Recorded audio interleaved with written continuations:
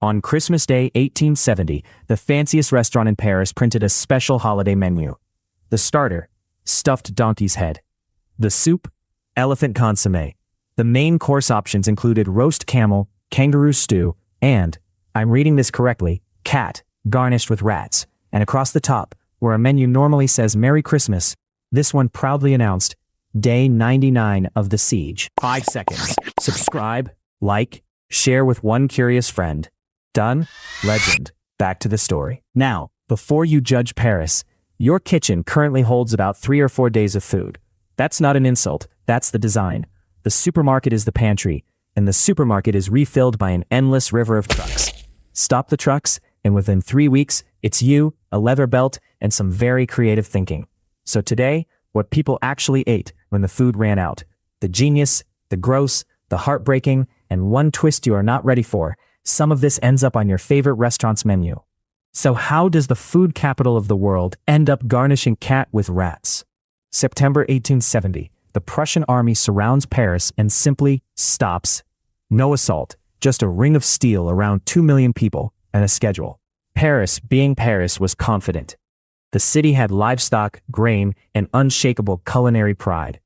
For about 6 weeks, it was almost fun. Then the maths arrived. First the horses went, tens of thousands of them, from cab pullers to racehorses. Then the butcher's windows changed, cat, dog, and neat rows of rats. There was an official rat market. Parisians being Parisians, nobody just ate the rat, they composed with the rat. Sauces were involved. Standards, they insisted, would be maintained. And when the streets ran out of animals, Paris looked at the zoo. Camels, bears, kangaroos, sold to butchers. The 2 beloved elephants of the botanical garden, Castor and Pollux, were shot and sold for a fortune. The big cat survived, because nobody fancied opening that cage while hungry. So did the monkeys. Parisians found them a little too relatable. But here's the thing about Paris in 1870. And here's what gets me. That was improvisation. One bad winter, one desperate scramble, sauce as a coping mechanism. Further north, people weren't improvising at all. Because in the cold parts of Europe, famine came back so often that eating the emergency plan became a technology. Paris were amateurs. Finland were professionals. The Finns called it pedu. When the rye ran short, they went into the forest, picked a healthy pine tree, and harvested the soft inner layer of its bark, the living tissue between wood and shell. Dried it, ground it, mixed it half and half with whatever flour was left, and baked it. Bread that is, by weight, half tree. And this was not desperation flailing. This was a system. There was a dedicated tool for stripping the bark. There was a harvest season, early summer, when the layer peels best. You roasted or boiled the bark first to drive off the bitter resin, because raw pine tastes like a cough medicine crime. Whole villages knew the recipe by heart, because whole villages had needed it before. Was it good? No, it was dense, bitter, and hard on the stomach, and the upper classes sneered at it as peasant desperation, right up until the famines of the 1690s and the 1860s, when bark bread quietly kept entire provinces alive, while the sneering classes updated their opinions. Pieces of it survive in a Helsinki museum today. It outlived everyone who mocked it. And Finland wasn't alone. Medieval famine chronicles across Europe record bread stretched with acorns, with ferns, with ground straw, anything to make the flour go further. That's not scraping the barrel, that's engineering. The barrel is the invention of people who refuse to starve politely. At which point, you're probably yelling at the screen. Why all this effort? Trees? Straw? There's an enormous edible-looking lawn right there. Why didn't starving people just eat grass? Because your stomach has a hardware limitation.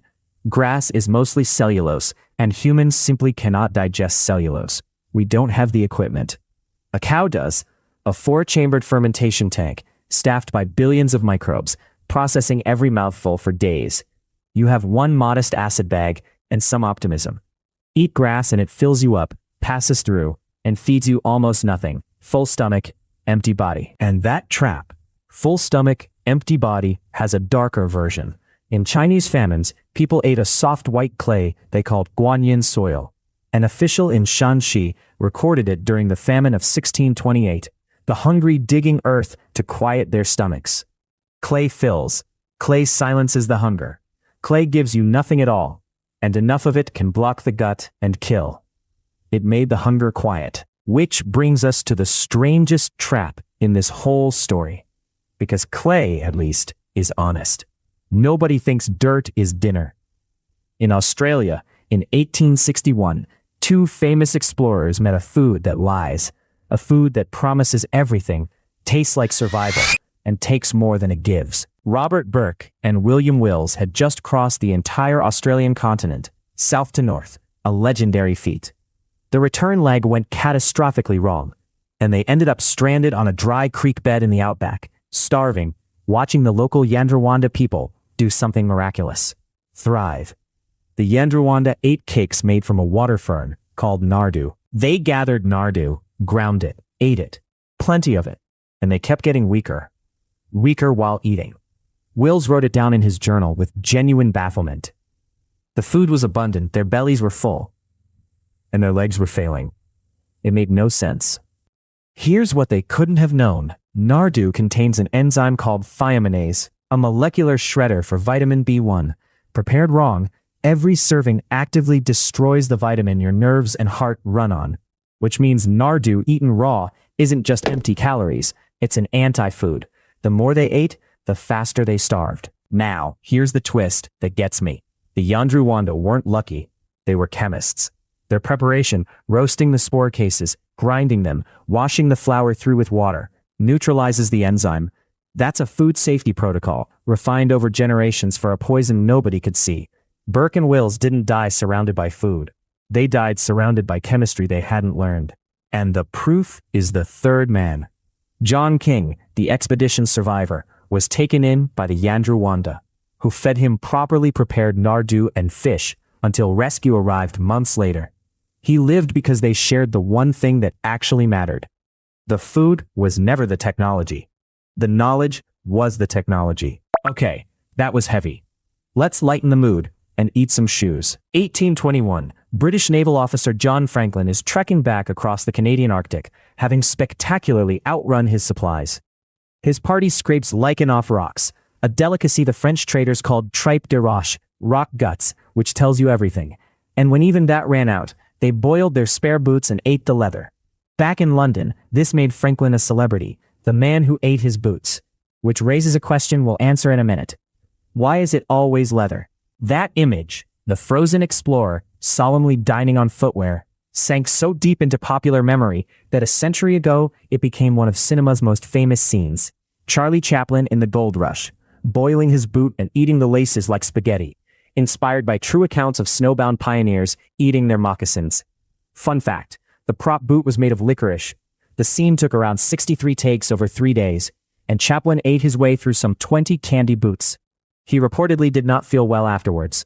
Method acting. So why leather? Because leather is skin and skin is protein, collagen.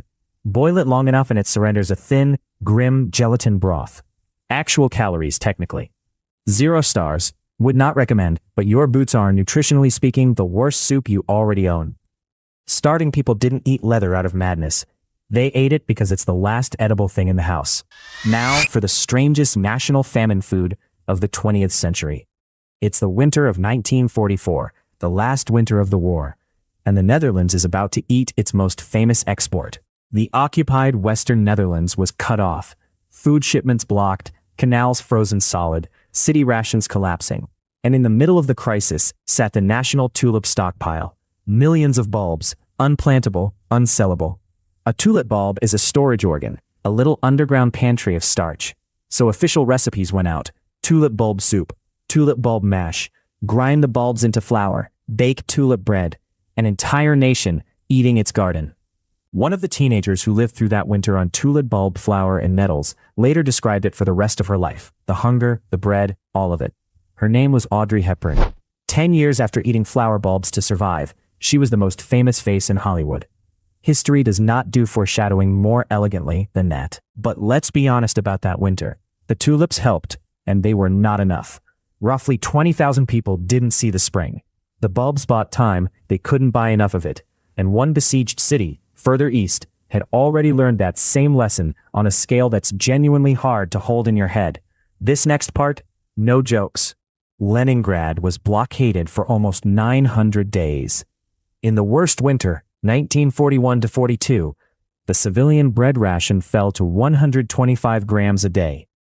That's a bar of soap, around 300 calories against the 2,000 a human body needs.